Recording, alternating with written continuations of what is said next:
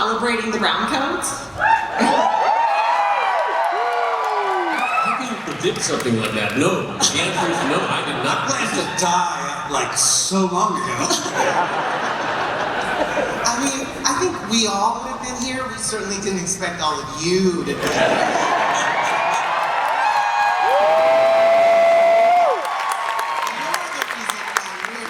We'd all be commiserating in a corner. I had a spaceship once. I used to be a big damn hero, but now not so much anymore. Warp drive, I'll give you a warp drive. So since we're so far past it, and I would love for you all to throw each other under the bus. We're great at that. You're starting so early with that. Yeah. Who was the prankster on set?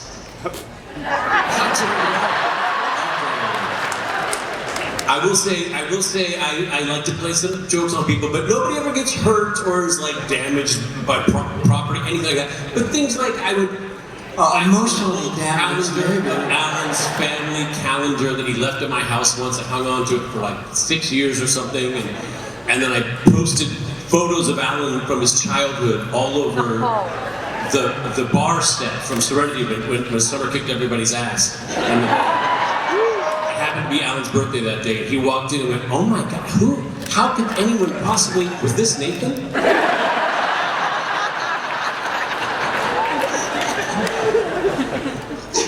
So we're not going to throw anyone else under the bus, just Nathan? So we're not going to throw anyone else under the bus, just Nathan was the problem, Johnny? Yeah. It's always Nathan. I once came up to my truck, I had an SUV at the time, hot summer day, and someone had put gummy worms all over my windshield that melted down into my wipers. And I went, "Oh my, who would do this?" And Adam said, "That was me, because you got me with the other thing." I said, "But that wasn't me." He goes, "Oh."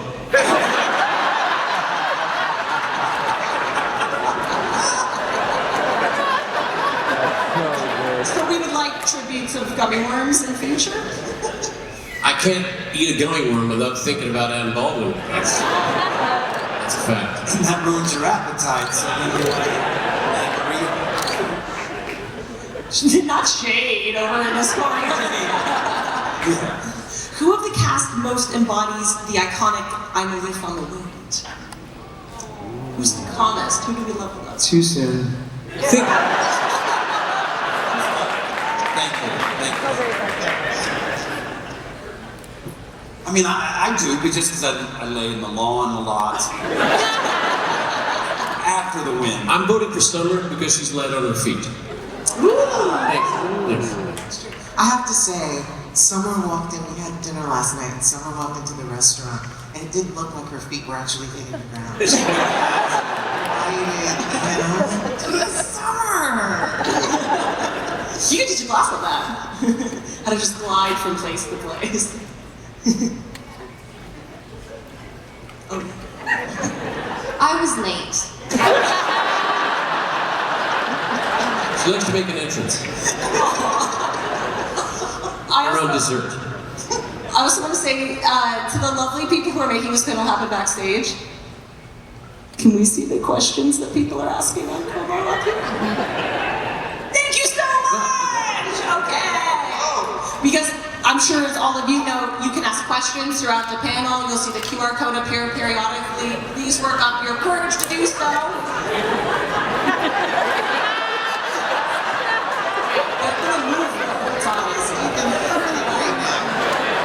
I'll read them, don't worry. I put my contacts in this morning, it's gonna go well. I can answer that one, Michael's. Okay, let's answer Michael's. It's been 20 years since Serenity. What do you think your characters would be doing 20 years after the show? That's good.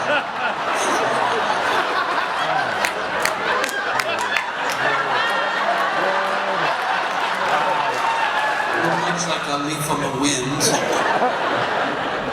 Composting.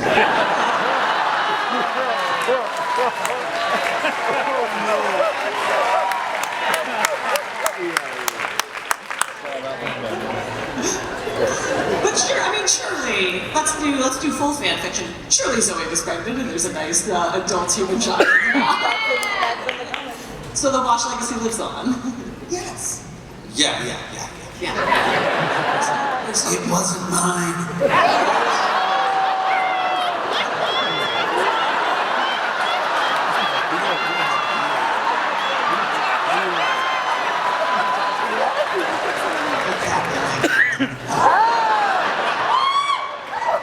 That's a whole different corner of the internet. A whole different show. So many jokes, I'm not gonna, so many jokes. Rebecca asked, what is a prop that you stole from the set of Firefly or Serenity? Surely the statute of limitations is up on this. Alan, you have a great one. Right, but we didn't steal enough. I think it comes down to we did not steal near enough. That's true. I mean, I don't know, that's true. I think we all maybe hope that they would change their minds and we'd have another shot at it. Yeah, but you have the best. You took the best prop. I did take the button that Wash says tells Mal, press this in out of gas. No, Right. out of gas. Press this and we'll come running. You know, when your miracle comes, hit this button and we'll come running. And since it was an addition to the set and wasn't bolted down like everything else was bolted, it came right off in my hand.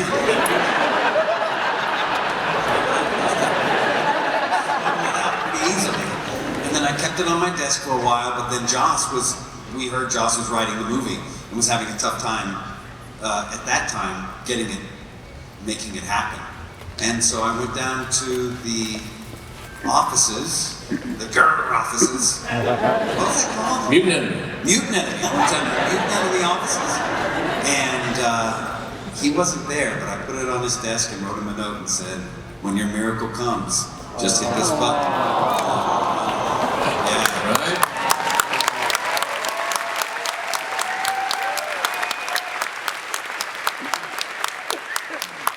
I have the catalyzer. Catalyzer. It's another part until you need one. So I got it. Anybody else want to admit to stinky fingers? I have a hair thing. It's what Zoe put her hair back with. It's like this figure 8 made out of wood. We did not steal enough. I did not want to take my costume with me. I was like, when am I gonna wear that again? It's like the worst bridesmaid's dress ever. And yeah. Where do you keep it? Where do you keep that hair clip thing? It's in with all the other hair clips. I got loose stuff, it's in the drawer, and I pull it out, I'm like, oh, that's a good one. It's in there. Well, it's in the shot. I have so much reference for it. I'll bring it to the I think you could auction that thing off. You think? No, yeah, and maybe, you know. I mean, the room's full, so Sean, if you want more. please tell me you have the vest. Oh, I took all my vests Okay. so I could burn them. I don't remember. I probably blocked that one out. I think it's from the pilot. You didn't steal anything. That's not. Oh, because I'm a good girl. I'd love to follow up by asking, what should we have stolen? What did we wish we'd taken from the set? I wish I took my medical bag. But I was a good boy too. I took my boots. Did you just wear them off set one day? Well, they were my boots. Oh. I came to work in them, and Joss was like, "Oh, I love those." So they went out to, I think it was like Banana Republic or something. I bought the same exact pair, so I had 2 pairs when I left. Do you still So have fucking boring. But if you still have those, you could auction those off for a very I did auction them off. Do you have the second pair that we can auction off? No. That's another deep dark corner of the internet. I would have taken your suede coat, because that was sweet. Didn't like mine, but I loved your. It was, you know.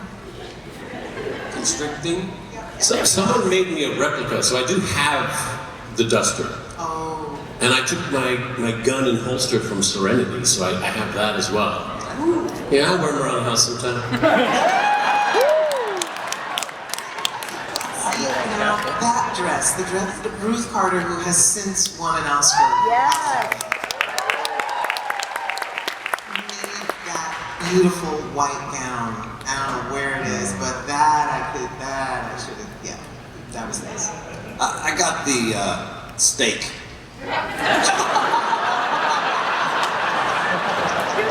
No. That re-spin tech? Yeah. I tried to take the steering wheel, but it was bolted. It was very bolted. Tried, and then I was going to take the dinosaurs, and I was told, you can't take those are props. You can't take those props, you'll be mad, you can't take those.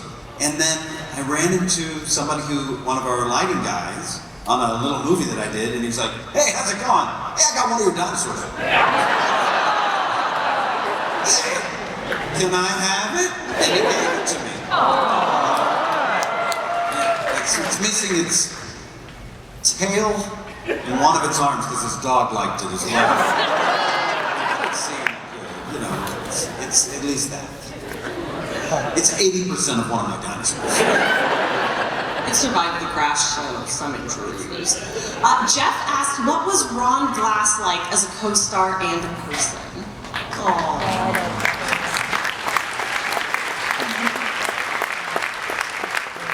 He was such a classy guy, and incredibly well dressed, and always very appropriate. But sometimes he would come up with a real zinger.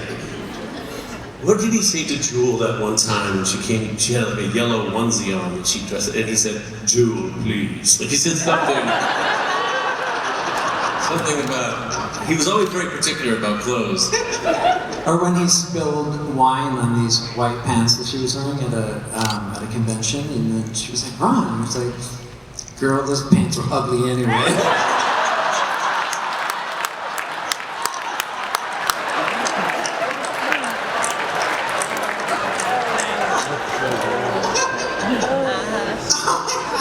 He was a wonderful human. I once complimented him on a sweater. I said, "I really like it." He said, "Oh, thanks." We did a panel or something, and he was wearing it over a t-shirt, and he had a ripping body. He had a ripping body. And at the end of the panel, he came to me wearing his t-shirt and said, "Nathan, here." It was all folded up nice, and he gave me the shirt off his back. I still have it. I'm scared to wear it. I don't want anything to happen to it. No, I just adored him. I adored him. I have loved him since Barney Miller, which is just as Nathan said, just this well-heeled, beautifully spoken black man with great hair. And this voice that I would just... Tell me a story. His laugh. Yeah. His laugh. His laugh is everything. Well, changing the subject to something really silly, Jonathan asked if we replaced the whole cast with Muppets, but there was only one human being left, which human actor would we still have? Alan! I feel like I would love to watch Sean suffer through that. This nigga's going like, oh my god. Is it wrong that I had the same thought? And then in this medical bag, he'd have like a sewing kit and those fuzz shavers, some extra cotton stuffing, Still wearing Tide stain stick. I got this. You're gonna be alright. Now, we're gonna need to get her dry cleaned. I don't have the equipment here. So, Sean, now we have to put you on the spot and ask Muppet. Oh.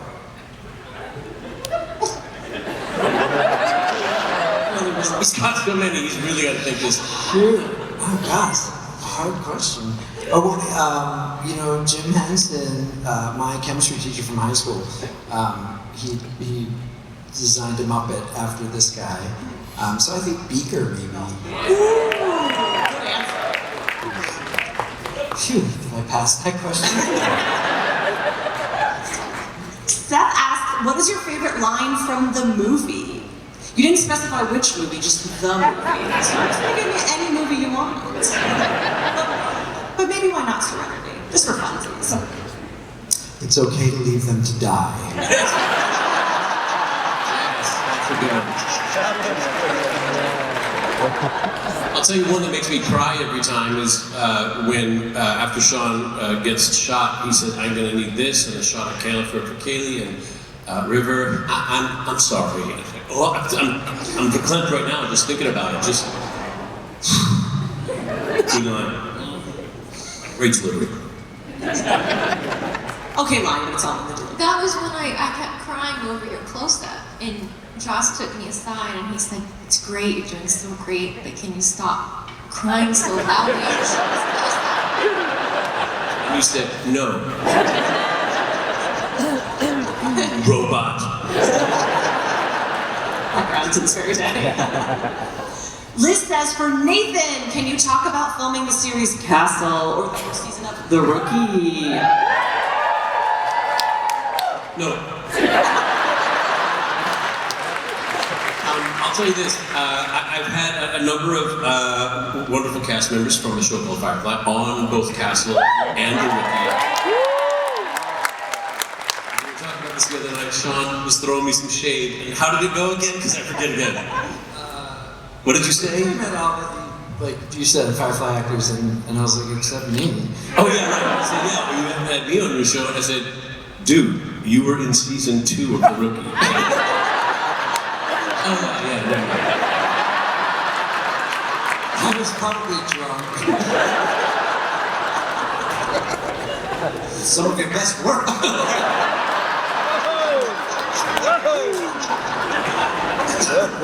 I did an episode of Castle that didn't work with Nathan, so I don't really know. They kept us apart. They said it's far too much chemistry.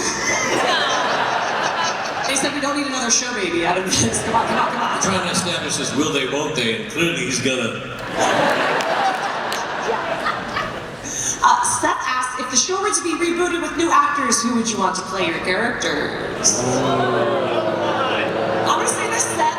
That's real shady. You don't think they're still up for it? Come on.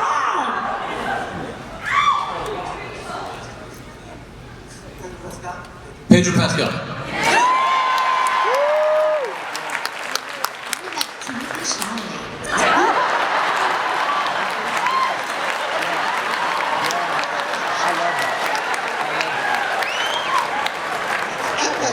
Alan Alda.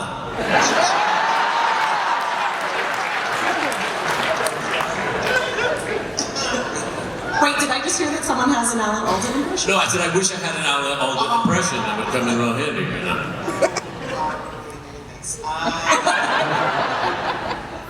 Yeah. You can reject it and just say that you'll come back. I'm definitely coming.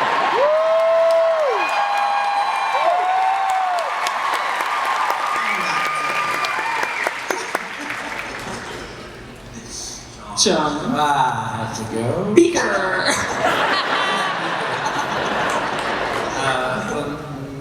Not Zac Efron. That did a good one. Yeah, that did pretty good. What about his little brother who was on the trailers? Sure. Sure, I mean, Lily says, everyone, if you never caught the acting bug, what would you be doing now? Sean would be designing vests. I'd be an investigative reporter because I love getting into everybody's business.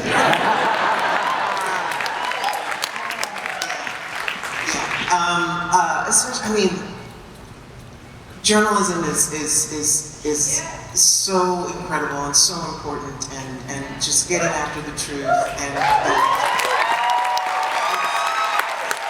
what I was raised to believe. It's what it's, you know, it is the fourth pillar, as you know, they always say, and I think we need to get back to that. Yep. And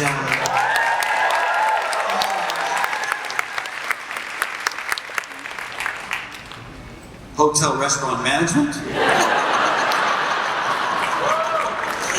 That was my passion. So, would you have continued dancing? Would you have been a professional ballerina? I think so. Now that I'm a stay-at-home mom, I think all roads lead would lead to that for me. I'm just happy. We would have had a couple of years in between. If I stopped dancing? If you hadn't started acting, between that and yeah, I would have stuck with dancing. Yeah. Okay, good. I studied to be a teacher. I was going to be a high school teacher. 3 months before I got my teaching certificate. So my mother's very fond of introducing my brother and I by saying, "This is my son Jeff. He's a principal of, he got his master's degree, he's very successful. And this is my son Nathan. He's a university dropout." Nathan, what would be your subject? Oh, art and drama. So, which means I would probably have been teaching math and science. Sean, all jokes aside, would you have been designing vests? When will you be designing vests? No. Stuck in the dead-end job of a sewing machine. Goddamn, if I could only be doing pants. I think I'd rather be a funeral director. That's a cool and important job that will never go to school. I'm totally kidding. My dad was one. I grew up in a funeral home, so. Fun fact. Really? Yeah.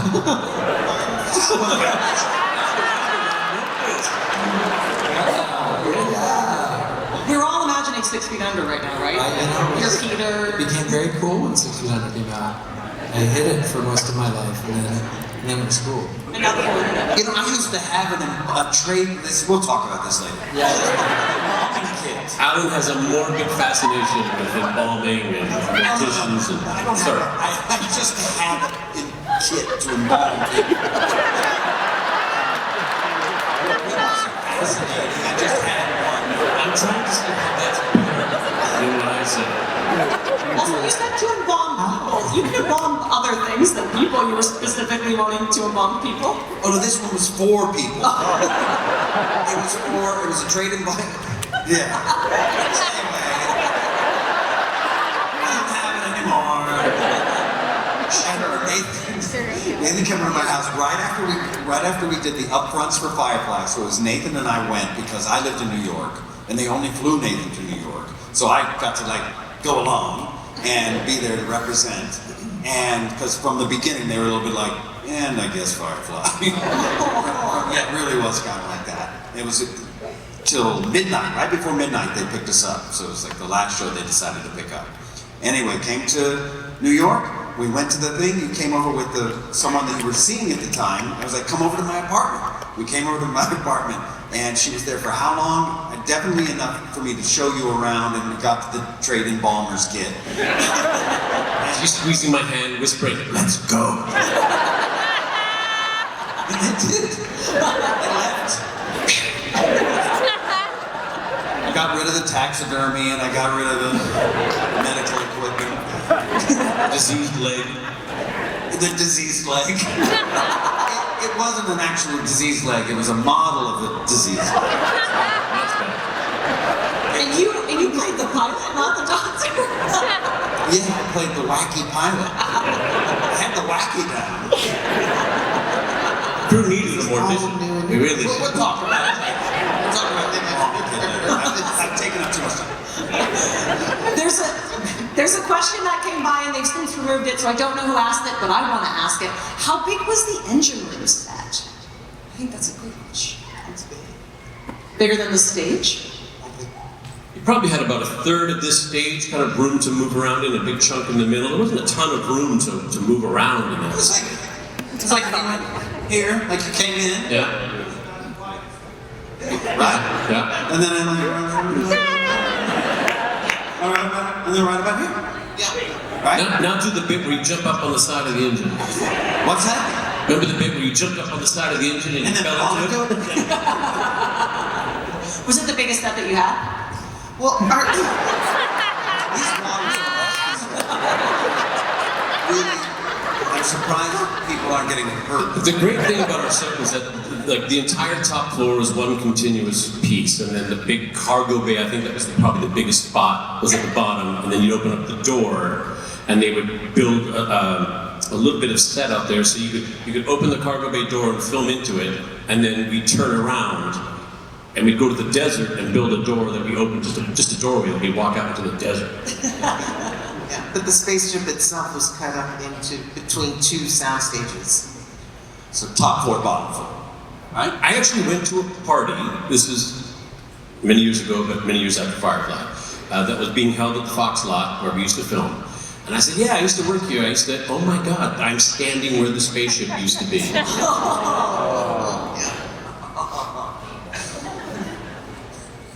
I also stopped by there right after we were canceled, and I said, I'm going to slip into the old, this is a terrible story, I'm going to slip into the old sound stage and see if the spaceship is still there. Maybe there's something I could grab and take. And I come in, and there's a forklift pushing through the set and pulling it down. Now, happy ending to this story. Many years later, I'm going to tell these people, you guys don't want to see anything, I'm going to tell you directly. I got to do a little role on American Housewife. They used to make a lot of Nathan Fillion jokes, and in the show, they attended a convention and ran into me, dressed as Captain Malcolm Reynolds, for my own pleasure, on the set of Serenity. They did a bang-up job, too. And when I was done, I said to the set guys, I said, so what are you going to do with this big piece with the door on it and all the bits and stuff and this whole wall of spaceship? They said, oh, we're just going to throw it out. And I said, or, and now when you walk into my garage, on the whole left side is the wall and the doorway of